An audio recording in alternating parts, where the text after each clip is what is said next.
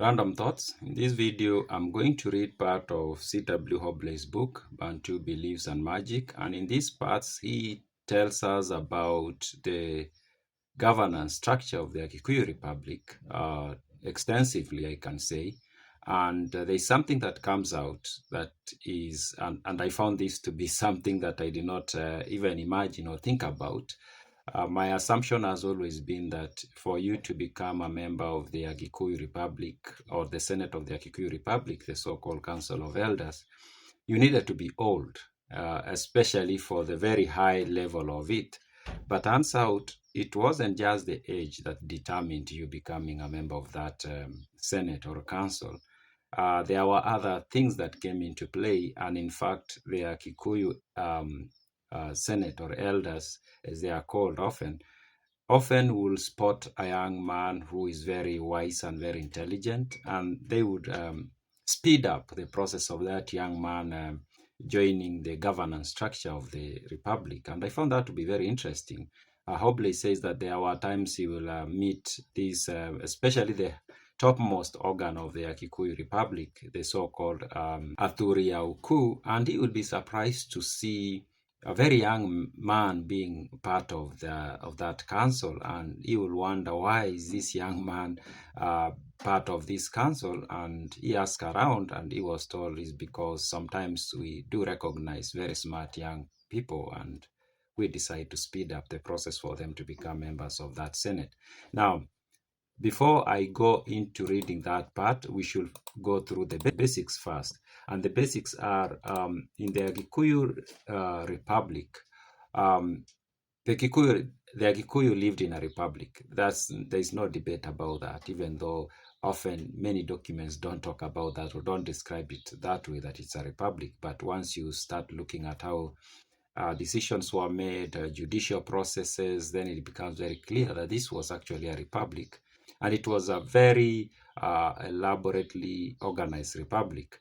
And for you to become, to join, now, when we say a republic, is basically this was a society that lived in a commonwealth where the ultimate power was in the hands of a protocol, not an individual. A monarchy, of course, is where we will have one person at the top who makes decisions and whose decisions are final.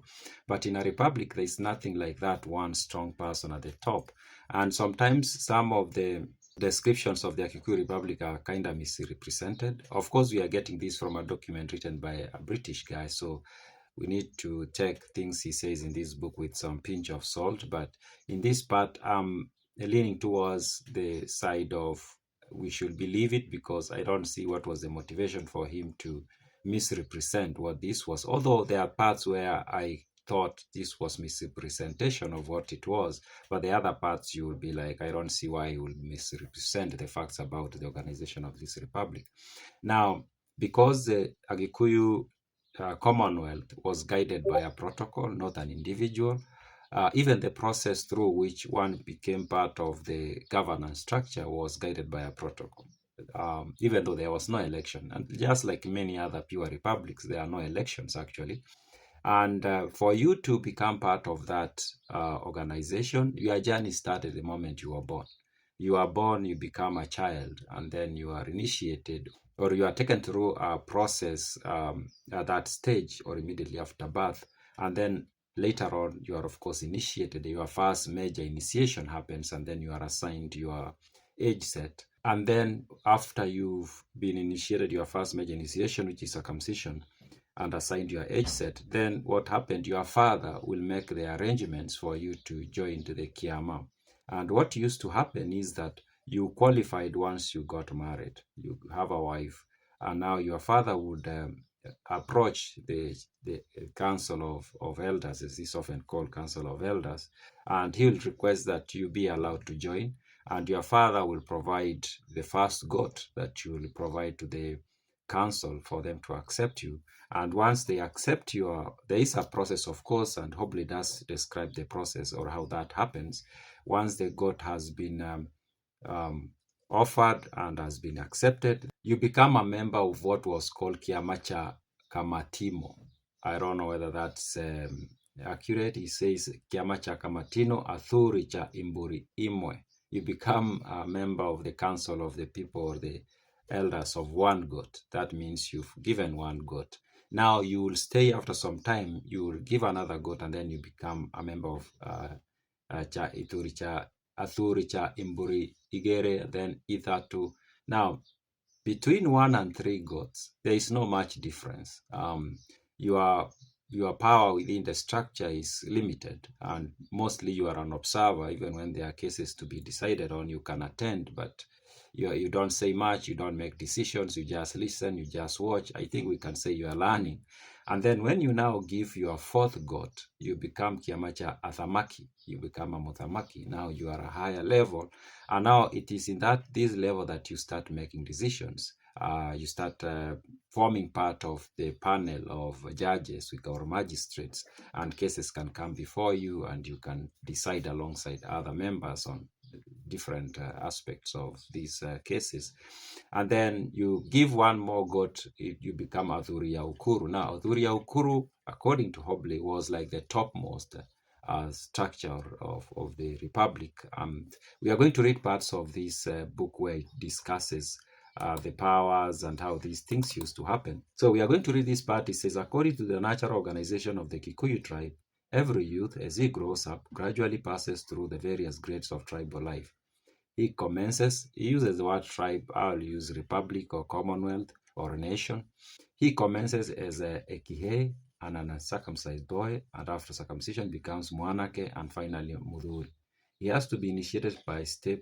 You have to be initiated step by step into each grade according to the ritual of the tribe, and payment has to be made for entry into each stage. The procedure and the rites with regard to circumcision have been dealt with elsewhere. We've talked about that, and we now have to consider entry into the higher grades. And then he goes into describing how one entered into these other higher grades. So there's this part where it says, the members of the Kiama cha Kamatimo have no judicial power. They attend at a meeting of the council but do not sit with the other Maki.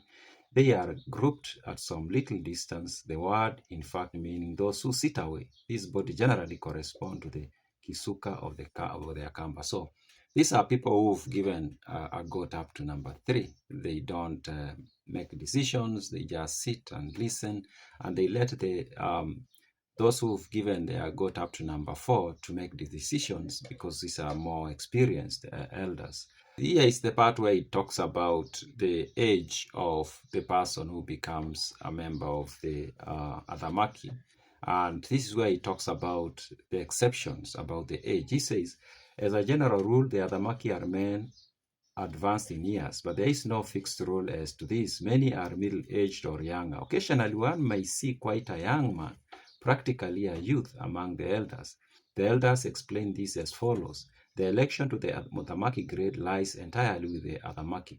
If they see a young man whose prudence and knowledge has impressed them favorably, they may elect him into their grade. Further, the family of a Mutamaki should always be represented in this grade, and therefore if one dies and leaves no near relation other than a young man, they will elect his son or brother in this place, even if he is quite young. So there is that aspect of sometimes they will recognize a young man who is very knowledgeable, and they will decide to include such a young man into the to be part of this organ because maybe they realize they need their input, and their input is going to be very valuable. So and this again, of course, makes you realize that the so-called council of elders, which creates the impression that they were very old people, it wasn't actually that. It was a leadership organ that would have people, even very young people, being part of it. So it wasn't really about the age. The age just happened to be that the people who've lived longer happened to have had time to accumulate knowledge, and that made them more useful in those positions. But if a young person showed themselves to be capable, then they would consider letting them become part of the leadership, even when they seemed to be extremely young. Yeah, so those are my random thoughts.